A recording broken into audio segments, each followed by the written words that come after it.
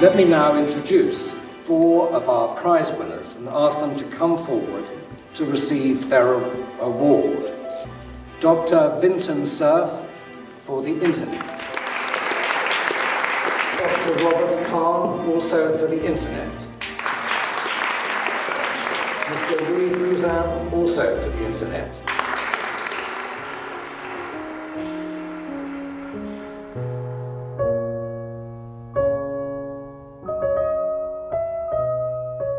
In 2013, Buckingham Palace started to award the first ever Queen Elizabeth Prize for Engineering.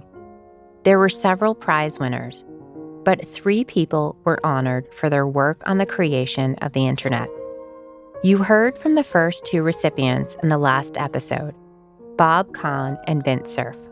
But the 3rd recipient, Louis Pouzin, was a surprise even to himself. Here's his partner, Chantal Lebrumont.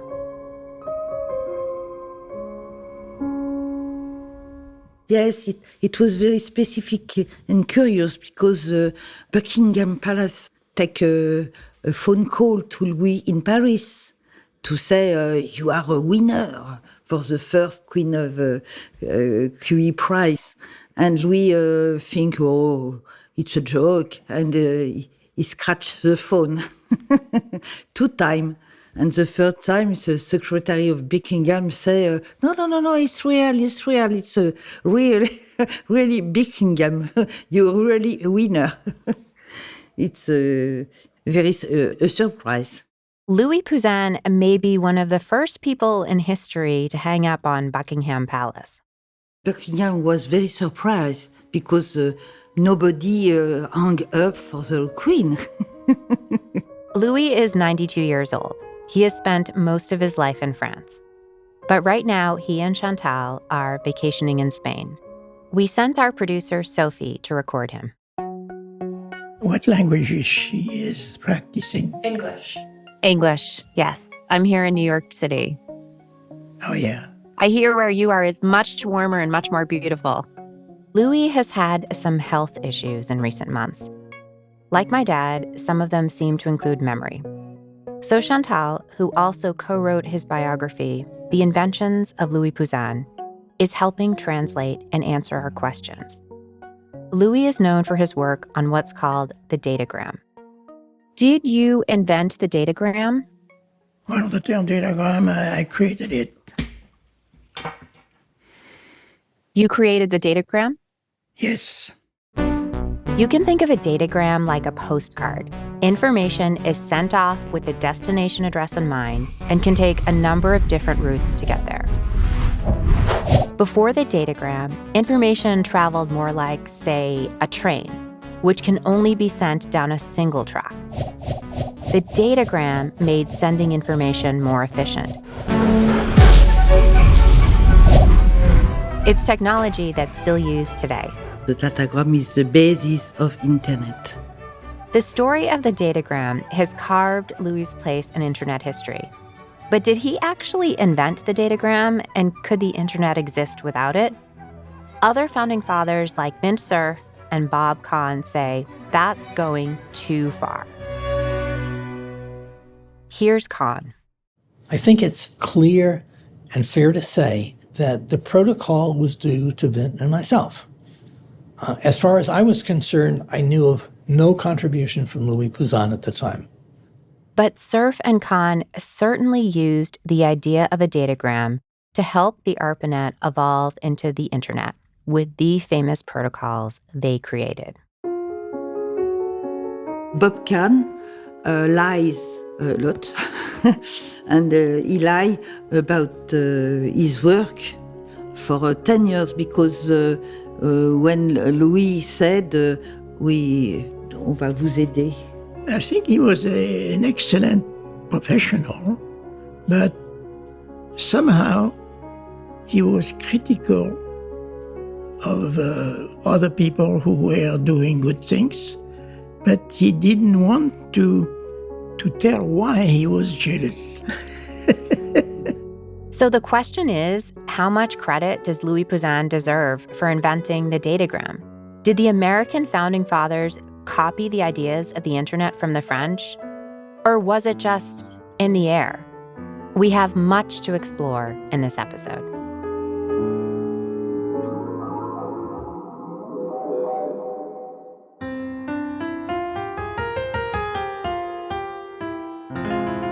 This is Computer Freaks from Inc. magazine.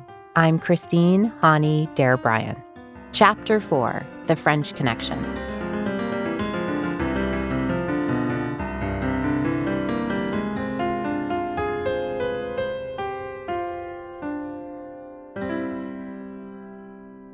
First, let me tell you about Louis Pouzin. Louis was born in central France in 1931. According to his biography, as a child he was precocious, funny and clever, and pampered by everyone. In his early years, he was homeschooled and spent much of his time tinkering with his family's sawmill machines. But his aunt, a nun, had bigger ambitions for him and ordered that he be sent away to school. He worked his way into the prestigious École Polytechnique and eventually landed an opportunity to do research at MIT. After spending time at MIT, Louis was asked by the French government in 1971 to develop a computer network for his own country. He named this computer research network Cyclades, after the famous Greek archipelago forming a circle in the Aegean Sea. He compared the proposed network to how boats connected these islands. He was inspired by what was happening on the Arpanet project, but he knew there were challenges ahead. He had gone to the States, looked at Arpanet, and he wanted to do better. So it's not like he came up with it out of his own head. I mean, he was looking at Arpanet and trying to think of the next phase. That's Mark Weber. He's the curatorial director of the Internet History Program at the Computer History Museum in Mountain View, California. He has interviewed many of these founding fathers. What Mark means by the next phase is that because the Arpanet was getting bigger and networking overall was getting bigger, there had to be better ways to communicate. The Arpanet's just about connecting computers together, different kinds of computers. The problem with those kind of networks, and there were a number of them by the early 70s, that's why INWIC started to try to come up with the next level.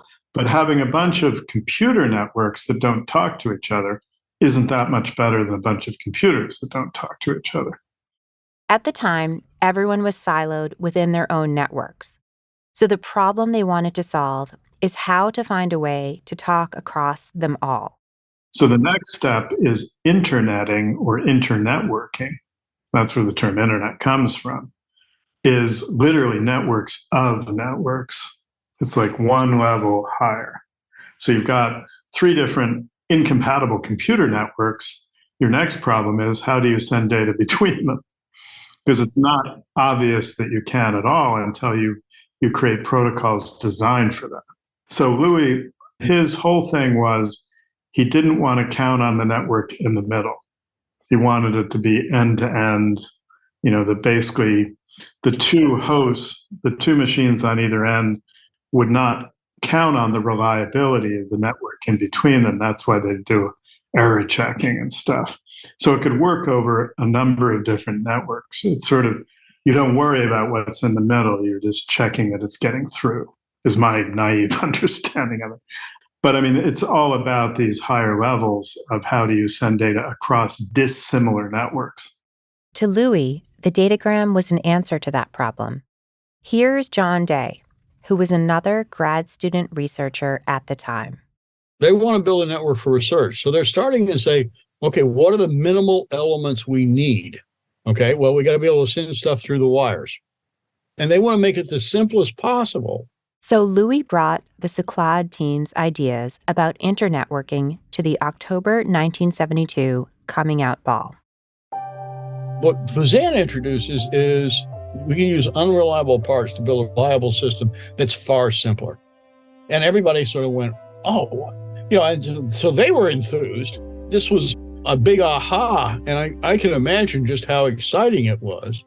And so Louis shows up at IEEE 72 and says, guys, look at what we've come up with. At which point, I think everybody was kind of excited. Day is a big fan of Louis Pouzin. He even wrote the foreword to his biography. Day met up with some of the people in Cyclades a few times over the years. They were some of the coolest guys. They were fun to be with. And we started working with them almost immediately because they were smart guys. We like smart guys.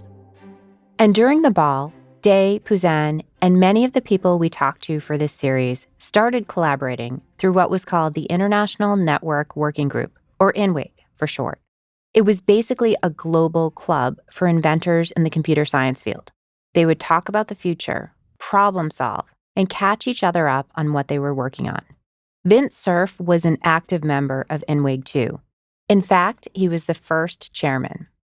So I get stuck with the job of running the International Network Working Group. Cerf, to go along with his many suits, now wore many hats. While he was collaborating with INWIG and discussing how to internet work, he was also working with Bob Kahn on the same issue. Bob shows up in my office in the spring of '73 and describes this idea. Cerf was working at Stanford by this point. We've shown that packet switching works well. Now the Defense Department, ARPA in particular, is saying, can we use computers in command and control? Remember that ARPA was originally formed in the late 50s to keep up with the technological advances of the Russians, and, in part, to solve the communication issues identified after World War II. Up to this point, the Arpanet was designed for research sharing. It just wasn't capable of handling the issues of command and control. It's why internetworking was essential. The Arpanet was designed and built around dedicated telephone circuits connecting the packet switches to each other. You can't do that with, mobile vehicles in the field. The tanks run over the wires and they break and the ships get all tangled up and the airplanes can't get off the tarmac. So we had to use radio, either ground mobile radio or satellite, in order to achieve the objective of using computers for command and control. And oh, by the way, if you're going to do that, they're going to have to support voice, video, and data, because those are essential to a command and control regime. So the Internet project was motivated by figuring out whether we could design and build a system that used computers to assist in command and control. And of course, the motivation for that was that if you could manage your resources better in a conflict, a smaller force could overcome a bigger one because of the improved management capability. That meant you got a force multiplier out of the computers. So that was our primary motivation for doing the Internet project. So after Kahn meets Cerf in his office in spring of '73, the two get to work on the Internetworking project, a project that will let multiple networks, not just the Arpanet, connect. A problem INWIG was interested in solving too, of course. By September of '73, Bob Kahn and I are going to meet with the International Network Working Group, and we present the TCP/IP concept to that working group in September of 1973. TCP/IP is the acronym for what are the basic rules, layers, and structure for Internet working. TCP stands for Transmission Control Protocol, and IP stands for Internet Protocol. These letters may be vaguely familiar to you if you've ever configured a new computer yourself. And so that was a big deal because the International Network Working Group had been discussing the concepts that eventually turned into TCP. And then we go back and we start working on a refined version of that in October, if I'm remembering right. And at that point, we're out in Palo Alto at a hotel in Palo Alto. And we basically write the first more or less complete description of what the Internet's going to look like. I think it was the plantation room, a conference room on the first floor of the Cabana Hyatt. That's Bob Kahn. Which was a Hyatt that was right opposite another Hyatt on El Camino Real in Palo Alto. I actually have the form I had to sign out and pay for the room. It cost me $16 in 1973 when we rented it. One of the most important documents in the history of the Internet was drafted in a hotel chain conference room. But at that point, Kahn and Cerf didn't know that their vision would have any application beyond command and control. After that day at the Hyatt, they continued to edit their concept. We made minor conforming changes and maybe added a few references to things we learned about later that we thought were appropriate and submitted it to IEEE. TCP/IP, which they'd discussed with the International Working Group a short time before, had been refined and was ready to be presented to the larger computer community. It was published in the Transactions on Communications in May of 1974. Then I flipped a coin to see whose name would come first. He won the flip, so it's been Cerf and Bob Kahn paper. Could have gone the other way. Didn't matter to me that much. So once that gets published, then we can start implementing it. And so we actually began the implementation of the TCP protocol in January of 75. Before we go any further, you might be wondering what exactly is TCP/IP. At the time, Kahn and Cerf were thinking about how radio networks, satellite networks, and the Arpanet all needed to communicate with each other. But each functioned differently, and there is no doubt going to be more networks in the future. In its simplest terms, TCP/IP is the software that allows any computer to talk to any other computer, no matter what network it is a part of. It does this with layers of protocol, where each layer has a special function or job. Each layer plays a role in getting data to its destination. It's almost like the Rosetta Stone of computer communications. We have the capability now with the standard protocols, TCP/IP protocols, to build a system that can integrate together an arbitrarily large number of packet switch networks using different technologies. And we designed it to be future-proof in the sense that the internet layer of protocol is capable of sweeping any communication system under it to support packet transport.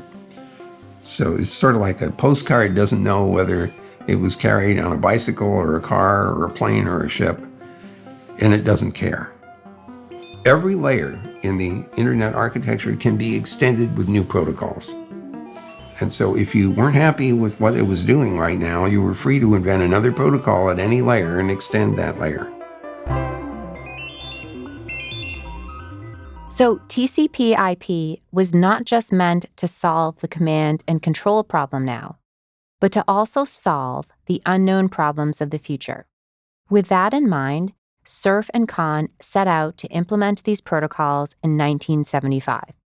But it wasn't until 1977 that the full capabilities of TCP/IP would be tested. There was organized a 3-network demonstration of the packet satellite, packet radio, and Arpanet to show how packets could flow through 3 different nets. So there are a bunch of people who were scheduled to take part in all of this, the guys at University College London, the folks out at the Packet Radio Network at SRI International. So I'm here in this time zone. By this time zone, he means Eastern Standard Time. We're in his home just outside of D.C. They're out in the West Coast 3 hours earlier, and they're driving up and down the Bayshore Freeway radiating packets. We went from the U.S. out to Europe and then back again, and then echoing back in the other direction. This is 4 years of work since Kahn walked into Cerf's office with this idea of internetworking. Now they finally get to see if it works. And so I'm, listening to this chatter on a conference call to make sure that, this is really going to work. And sure enough, it does. So I'm just jumping up and down as a result of concretely demonstrating that the multiple implementations of the TCP protocol across 3 different kinds of packet switch nets actually works.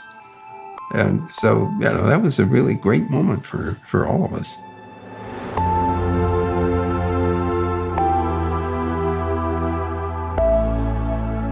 This test happened 20 years after the launch of Sputnik drove the U.S. government to create ARPA.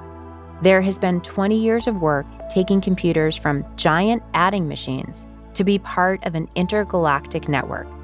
And Vint Cerf and Bob Kahn are arguably the most responsible for that. But where does Louis Pouzin fit into all of this? This is a painful topic because Louis has inexplicably decided that he needs more credit than I think he legitimately deserves.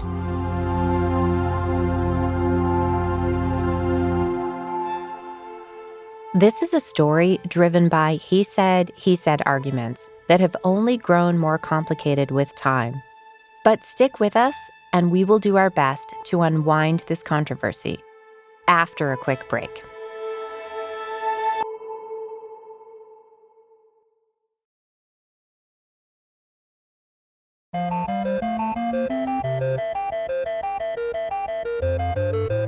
Everyone seemed to be on the same page, that they wanted computers to be able to talk to any other computer, regardless of what network they were on. But the problem our computer freaks were still running into was sending data reliably from one computer to another, and we're all searching for solutions. So, as we know, Louis Pouzin's contributions center around datagrams. He ran a team in France implementing a pure datagram model on their Cyclade network. Vint Cerf was certainly aware of Louis' work. He doesn't dispute that. Bob and I visited his laboratory where he was doing the Cyclade project. There were two things. We had the Cyclade network, which is basically like the BB&N Arpanet, and then the host computers he called Cyclade. The packet switch system was called a Cigale, which is grasshopper in French. Bob and I visited that lab. We talked to Louis. He was a big proponent of datagram communication, which in a very funny way was what the Arpanet looked like at the interface. You sent it a message. It was like sending it a postcard. And it got all broken up inside into these little packets, and it got reassembled at the other side, and the Arpanet worked really, really hard to make sure everything got there in the right order. And it wouldn't take any packets unless it was sure that there was some room for them at the other end. And so there was a lot of flow control mechanisms and things called request for next message, which told the host it's okay to send another message. He's describing the packet switching structure that we heard about in episode 2 with Len Kleinrock. So Louis was a big fan of purely packet switched interfaces, and he didn't, I think he didn't want to have the interior of the net be relied upon to deliver everything. He was an end-to-end guy, and so were we. Bob and I ingested that end-to-end notion of recovery on an end-to-end basis, host to host, because the networks we were dealing with were lossy. The satellite net had collisions. The Ethernet had collisions. The packet radio net had collisions, or it had packet loss because you were in radio shadow and you missed something. And so the only way we could recover was to have the host computers retransmit end-to-end. The NCP protocol didn't do that because it assumed that the Arpanet was reliable, kept everything in order, and didn't lose anything. We assumed otherwise. Same argument for Louis. Now, one of Louis's guys, Gerard Lalonde, comes to my laboratory at Stanford University in 1973 and is working with me and Bob on the detailed spec of TCP. And so the flow control scheme using the sliding window and the mechanism for figuring out, is this an old packet or is this a new packet, was based on the sliding window that was used in the Cyclade project. To simplify what Vint is talking about, the sliding windows mechanism was yet another advance in the ability to send data efficiently and reliably. It helps control the rate at which data is sent. It also uses sequencing numbers to eliminate duplicate data and to request missing data. It's key to TCP/IP. Vint and Bob adopted this technique in TCP/IP that they learned from the Cyclade project. We freely acknowledge that in our paper in May of 1974. But for all practical purposes, that's as much reasonable credit as Louis deserves, to the extent that he invented the sliding window, if he did. And it's not even clear whether he invented that or whether that was somebody else. It might even have been Gerard Lalonde or one of his colleagues. So Louis is inexplicably insisting that the Arpanet or the internet is broken and that he invented it anyway and a bunch of other things. And it's disappointing. By the way, Gerard Lalande and some of his colleagues had published responses to some of these assertions that basically say that his claims are not valid. Yes, we've been speaking extensively to Gerard. I had reached out to Gerard Lalande because I found his interview in the Charles Babbage archives and thought that separately he had a great story to tell. He was only one of a few non-U.S. citizens working on the Arpanet project with Vint Cerf. He described being treated like a spy and searched by officials when he arrived at Boston's Logan International Airport in the 1970s to find out more about the Arpanet. At the time I initially reached out to him, I had no idea how deep tensions ran between him and Pouzin. You want me to tell you the truth? Yes, please. I used to be almost an admirer of Louis Pouzin in the early days of Cyclades. But that's over now. I cannot be positive about someone who is a liar. Lalande, who is 79 years old, was born in Paris, but has spent much of his life in Western France and Brittany. In 1972, he joined Louis Pouzin's group at Cyclades. He told a Babbage archivist in 2012 that he was drawn to the Cyclades project because he could work close to home in Brittany and had the prospect of traveling to the U.S. I've been very lucky to be involved into both projects, the Cyclades project and the Arpanet project. I've seen this side of the project, so I can tell a lot of things that people don't read in the news. So let's start with the question of sliding windows. Lalande claims that he was responsible for that mechanism. My contribution to the Arpanet was the sliding window scheme. And that contribution, I made it only to Bob Kahn when they visited area in March 1973. By that time, 6 months after I joined the Cyclades project, I had completed almost totally the simulation studies. And I knew why SCP had problems and the first version of the Cyclades protocol as well. And since I had uncovered the causes of malfunction, of course, I had very clear ideas about a solution. And the solution had to do with error control. To put it very simply, to have agreement between a source and a destination. One has been sent and one has been received at the other end. Lalande then clarified, in his view, what Louis' role was in sliding windows. He had no interest in those issues. The issues he was interested in was packets, which were called datagrams later on. Now to the question of the datagram. Did Louis invent the datagram? A datagram, as Lalande just said, is another name for a packet. You will remember that this was the major point of contention in episode 2. The term packet was coined by Donald Davies, and most attribute its invention to Davies and Paul Barron. Louis certainly made contributions to the advancement of this concept, and Louis also has his defenders, even on this side of the Atlantic. Those supporters include Alex Mackenzie, who started working on the Arpanet project for Bolt, Beranek, and Newman in 1970. He had been at the heart of the development of the Arpanet, and he was part of NWIG with many of these founders. Given what Alex saw on the inside, he believes very strongly that Louis should have gotten more credit.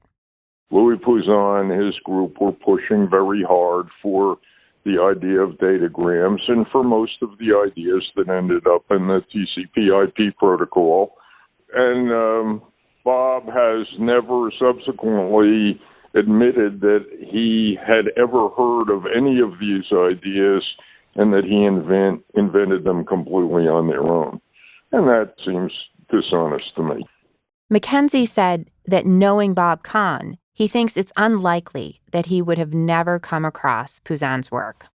Bob and Vint are credited with the invention of the Internet protocol. And that's relatively a fair statement. But their work was built on the work of several others, including especially Louis Pouzin, Bob Metcalf, Donald Davies' group, and Vint, in his documentation of what he did, has always referenced the work of others and given them credit. And Bob, on the other hand, probably is not much in writing, but he has always maintained that he and Vint invented what they invented entirely on their own, and that he never read any of the other documents and he never listened to any of the other people. I worked with Bob in writing the specification for interconnecting an imp and a host. Actually, he wrote the first version. I worked with him on a revision, and he was a very meticulous editor for anything that interested him. He wanted to get the facts exactly right. He wanted to get the words exactly right. He wanted to know for sure that everything was correct. And it's hard for me to believe that 2 years later, on a topic that he was working on, namely how to build a protocol for internetworking, that documents crossed his desk and he never looked at them, that he worked with a coworker, Vint, who was chair of this group that was working on the same problem they were working on, and that he never discussed with Vint what this other group was doing, and that when Vint did say that the group had thought this or that he just dismissed it and assumed it was irrelevant. It just doesn't sound like the Bob Kahn that I worked with. John also believes that, well, I won't put words in his mouth. I understand him to believe that Bob is taking an unreasonable amount of credit for inventing things, but you can talk to John about that if you want. We have heard from John Day earlier in this episode. Day wrote the introduction to Pouzin's biography. He understands really well the difference between what the Arpanet folks were doing and what was happening at Cyclades. He said the French focused on doing research, while the Americans were looking at applied uses for military purposes. Pouzin's strategy was to build a network to do research on networks. And how is that different from what was happening in the U.S.? Oh, the U.S. was building a network that would not lose data and could be used for doing land use management, for simulating atom bombs, for doing research on missiles, to research on whatever ARPA was doing. But the network was just there to enable that. Okay, so why, I'm being devil's advocate, why does that matter? Why is what Pouzin's people doing on Cyclades? Because that's how they found the aha that simplified everything. And what is the aha? Datagrams and transport. And so... That wasn't in the Arpanet. Right. We threw the Arpanet technology away. What do you mean we threw the Arpanet technology away? Well, we don't use it today. But we don't use Cyclades. Yes, we do. Through datagrams. We use datagrams and end-to-end transport today. That's what TCP/IP is. So this is what the assertion comes down to. How important was the datagram to what Vint and Bob did? They say they acknowledged it, but the datagram was not essential. This is what Chantal and Louis say. TCP/IP is internet based on datagram, but developed by Vint Cerf and Bob Kahn with 7 layers in theory, 7 layers, and they name TCP/IP. But it's just a label, it's not a program. So he lies because it takes 10 years, because the datagram explained to Bob Kahn in 1973, 74, and they launched the first part of TCP/IP in 1982. They make 10 years understand exactly what is the datagram and what is the philosophy behind datagram. So they said, no security, because they can't make the same like Cyclade. Is this really about Americans like Cerf and Kahn just taking more credit for work that Cyclade was trying to do, but they just didn't have the resources to go the extra mile? Yeah, sure. American have had resources, a lot of money, army development, a lot of influence, and American people are more realistic, practical. If you were confused at this point, I don't blame you. There are no straight lines in this story. But in terms of recorded history, TCP/IP is credited to Cerf and Kahn defends his place in history. As far as I was concerned, I knew of no contribution from Louis Pouzin at the time.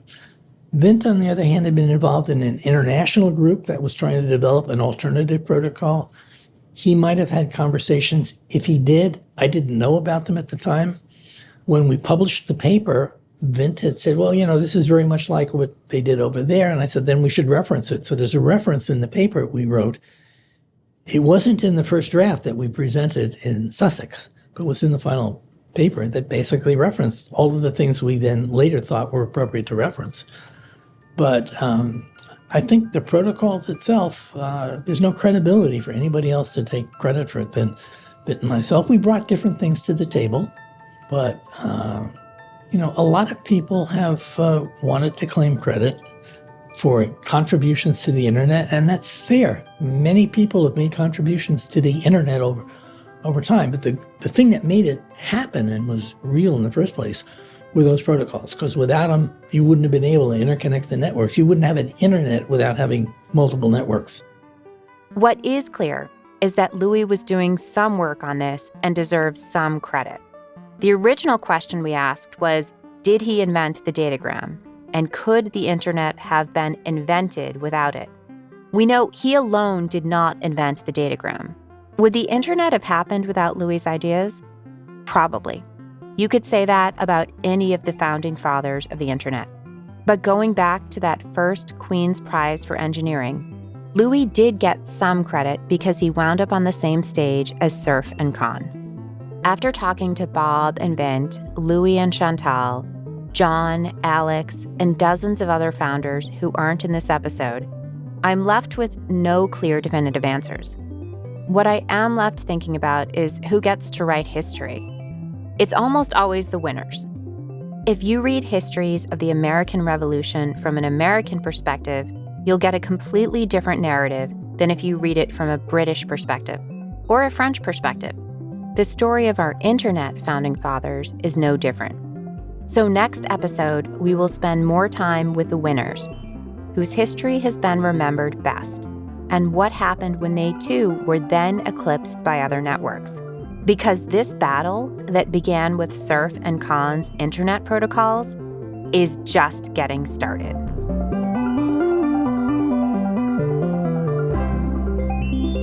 Computer Freaks is a production of Inc., created and hosted by myself, Christine Hani Dare-Bryan. Our executive producer and editor is Josh Christensen. Associate producer is Sophie Kodner. Music by James Jackman. Sound design and mixing by Nicholas Torres. Editorial oversight by Scott Emelianuk and Stephanie Mehta. Computer Freaks is dedicated to my dad, Major Joseph Hani.